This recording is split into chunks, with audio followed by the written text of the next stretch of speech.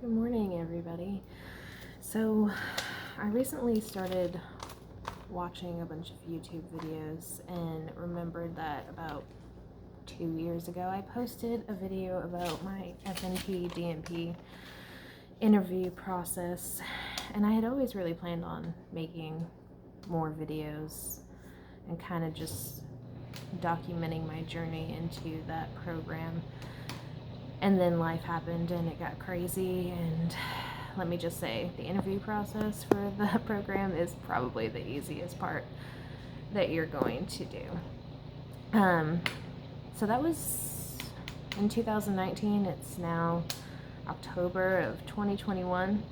I have 3 semesters left until I graduate, and I cannot wait. I'm so excited. But currently I am taking this semester off, and I'm also taking next semester off, and I'm starting back in the summer of 2022 because I am due with my 3rd and final baby this December, and I just needed a break. I was full-time school, full-time work, full-time homeschool mom, and it was just too much all at once. So I went full-time this summer, and I did my women's health rotation, and for my program we needed 180 hours for women's health. So I started the very beginning of June, and I ended up having to quarantine for COVID, even though I was negative, but my husband had COVID. So I had to miss 2 weeks of clinical, and I had to go over. So did the summer semester into the fall semester, which I guess it was a good thing that I planned on taking this semester off anyways, because it took me another 3-ish weeks after the semester ended to finish all my clinical hours, and I ended up passing with an A. It was just stressful because I don't like not being done with things on time. I'm very type A. But overall, that was my first clinical experience for the program. I was supposed to start my peds rotation this spring, but I decided to drop to part-time for the spring, and I did my online classes, so I was still enrolled in the program, but I just didn't do the pediatric rotation in order. So when I started the program, I started with like 5 or 6 of my friends that I graduated my BSN program with, and throughout the program they all have either quit or failed a class and have had to sit out for a year. So even though I wasn't planning on having a baby in the middle of my DNP career program, it actually kind of worked out because I'm going to start back next summer and do peds in the summer, which is 270 hours, which I'm really stressing about because that's a short semester. I'm going to have to go to clinical 5 days a week probably. It's going to be a lot, but I'm ready. I feel like I'm going to be rested and just ready to tackle school again, and I'm super excited to get back at it. And then in the fall, I'm going to do my family rotation, and then my final spring semester is the DNP project, and I will be graduating with several of my friends in spring of 2022. But overall, I've really enjoyed my experience. I feel like the school that I'm going to, it's a really good school, and for me, I can't do just online classes. I like being in person, and my program's kind of like a hybrid program. For the advanced health assessment class, we had to go every Friday. We had check-offs that we had to pass, and I really liked that because I felt more confident in my skills and abilities going into clinical, because there were instructors there, there were other students there. Like, I knew that I had the basic understanding and ability to do an advanced health assessment, and I think it just gives you more confidence to just have that little extra reassurance. But I know not everybody has that opportunity to go to an actual school where you can go and have online classes and in-person classes. So whatever works for everybody. That's just for me personally. I like having a school that I can actually go to and professors that I can actually go sit down with and talk to if I'm having a problem with something. That's pretty much it for the school aspect. I'm still trying to figure out what I want to do for my DNP project, so if y'all have any ideas, please leave it in the comments.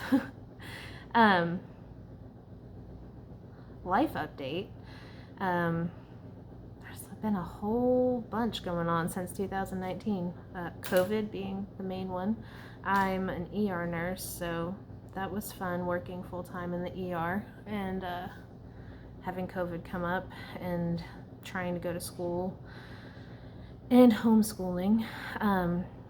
Last year we actually had decided to do virtual school with all of our kids. I have 2 biological kids so far, and then I have 3 bonus kids with my husband.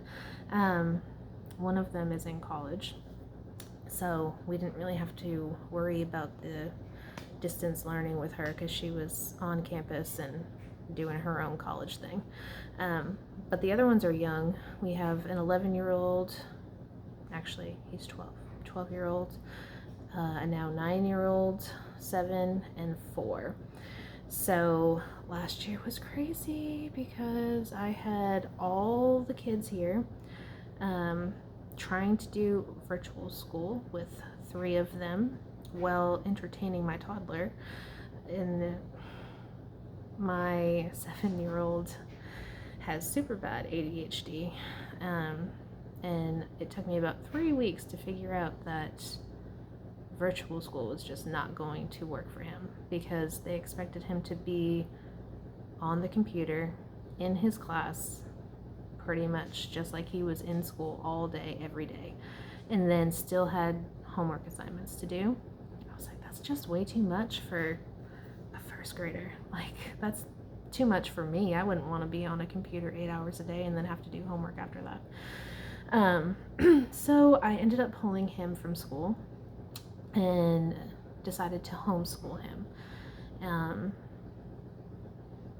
I'll make another video about the whole homeschooling process because that has been a wild ride, but we are finally sinking into a rhythm, and I really love homeschooling. I didn't think that it was going to be for me or for my kids, but I just love it.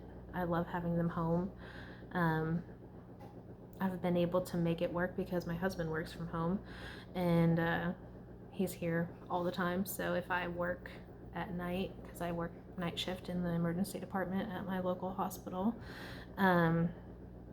then my husband can watch the kids and I can do some school with them when I first get home or when I wake up. I try to stick to a schedule and try to schedule my work around what works for homeschooling, but it doesn't always work like that. So we're pretty flexible.